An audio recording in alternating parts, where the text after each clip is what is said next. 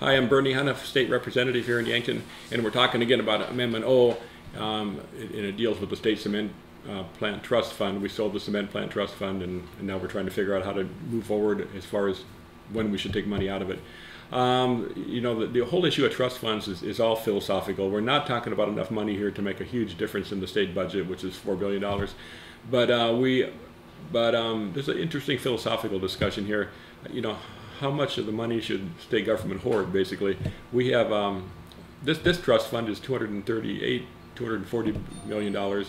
It's one of 3 trust funds. Altogether, we now have about 800 million trust funds. A scant few years ago, we didn't have any of this money. Now we have 800 million in trust funds. We have 150 million in reserves. We have numerous other state accounts that are swelling with money.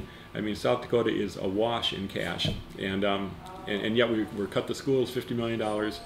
We've cut health care. At one point, we even cut a program for kids from poor families with disabilities from birth to age 3. I mean, you talk about priorities in South Dakota. We could not even find the funds for that program.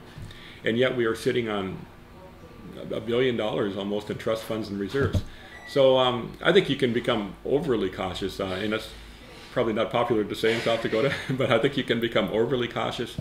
And I think the current language in the trust fund works okay. I mean, everybody got excited when the trust fund dropped from $230 million down to about $100 million during the big recession. But look what's happened. It's now bounced back. It's about $240 million, I think, today. It's come back. And we've just we weathered probably the worst recession, clearly the worst recession in our lifetimes, and the current language seems to have worked. So I think you can become too cautious, and I'm not sure this kind of language really belongs in the Constitution.